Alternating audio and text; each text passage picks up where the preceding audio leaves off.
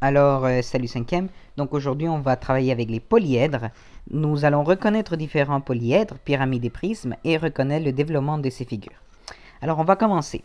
Un polyèdre est un solide limité par des faces planes qui sont des polygones. Alors, ça veut dire que nous avons une figure qui est solide, qui a des faces complètement planes, et ces faces planes, ce sont des polygones. Alors, on va aller regarder qu'est-ce qu'un polygone. Le polygone est une ligne brisée fermée et forme une figure plane. Alors regarde ici, ça c'est un polygone. Ça veut dire que c'est une ligne brisée, elle n'est pas complètement droite. Elle est fermée et ça forme une figure plane. Donc ceci c'est un polygone. Un polygone. Ceci c'est un polygone. Parce que c'est fermé. Et ça aussi c'est un polygone. Mais il y a des figures qui ont des noms beaucoup plus spécifiques. Ce polygone, on l'appelle un triangle parce qu'il y a des caractéristiques. Ce polygone, on l'appelle un carré. Il y a des caractéristiques.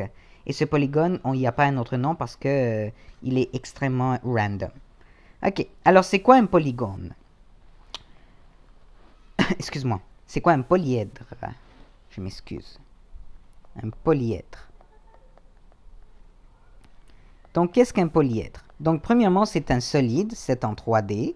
Et deux, les faces sont des polygones, comme nous avons travaillé tout à l'heure. Alors ici, nous avons des polyèdres, deux grosses catégories de polyèdres. Les premiers polyèdres, c'est ceux qu'on appelle des prismes. Et le deuxième polyèdre, c'est ceux qu'on appelle les pyramides. D'accord?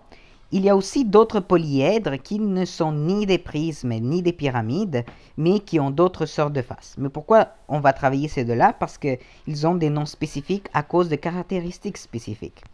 On va commencer avec les prismes. Si tu remarques bien, un prisme, et c'est là que je vais le voir ici, le prisme, donc premièrement, il y a une base, d'accord? Il y a une base, n'importe laquelle. Donc ici, nous avons une base. Ça peut être une base triangulaire. Ça peut être une base carrée. Ça peut être une base rectangulaire. N'importe quoi la base. Mais ensuite, il y a des faces. Et ces faces, les faces, normalement et obligatoirement, ça doit être des rectangles.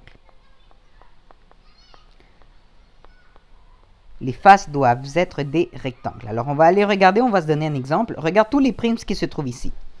Celui-ci, c'est un prisme parce qu'il y a une face, oui, il y a une face qui est un carré, et les autres, ce sont des rectangles. En fait, un carré, c'est aussi un rectangle. C'est pour ça que le cube, on le considère un prisme. Il a un nom spécifique, le cube. On va continuer avec le deuxième. Ici, nous avons une base carrée, mais on l'appelle un prisme parce que les autres, ce sont des rectangles. Ensuite, ici, nous avons un prisme à base triangulaire. Il y a une base triangulaire, mais les autres, ce sont des rectangles. Ici, nous avons un prisme à base rectangulaire, mais aussi on l'appelle un prisme parce que les faces, ce sont des rectangles.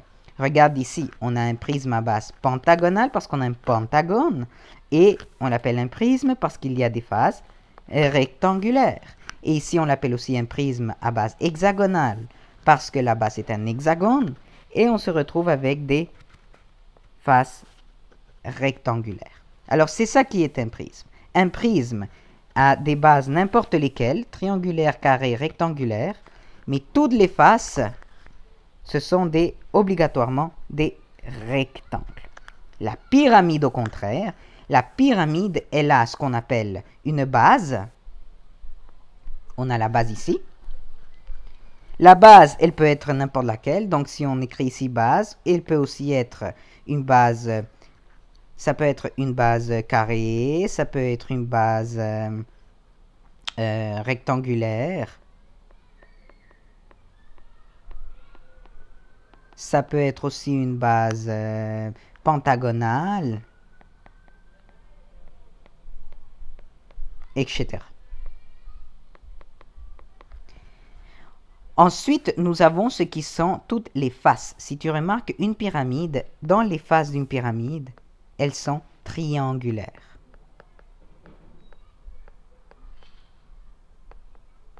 les faces sont triangulaires. Regarde ici la face.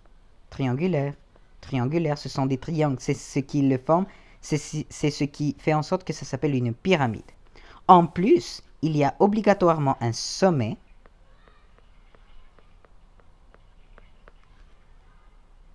Et tu vas remarquer en fait que dans le sommet, c'est vraiment toujours pointu. On a un sommet, ce qui le caractéristique comme une pyramide. On va aller regarder des exemples de pyramides. Regarde ici, nous avons une pyramide à base carrée. Là-bas se trouve ici. Mais le reste, ce sont des triangles. Et si on le met tout ensemble, ça va nous donner le sommet avec le reste. Ici, on a une pyramide à base triangulaire. Excuse-moi, à base triangulaire ici.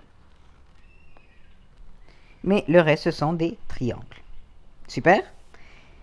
Comme tu peux remarquer ici, je suis en train de te montrer le développement des figures. Donc, d'autres mots, c'est comment est-ce qu'on peut ouvrir la figure pour que lorsqu'on la mette ensemble, si on plie tous les côtés, ça va nous donner la figure en 3 dimensions.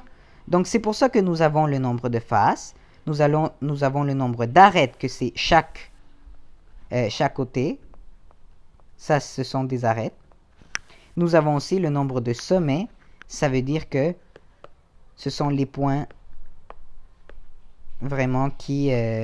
les parties pointues, ce sont des sommets. Donc, les sommets et les arêtes. Voilà. Donc, je sais que c'est pas mal d'informations, mais c'est très important de connaître qu'un dans un polyèdre, nous avons des prismes et nous avons aussi des pyramides. Ils ont des noms spécifiques dépendamment de comment ils sont construites. Ils ont des faces, des arêtes et des sommets, des nombres de faces d'arêtes différents. Et leur développement, il est très spécifique. Alors, je vais arrêter ici pour suivre un autre cours avec le développement.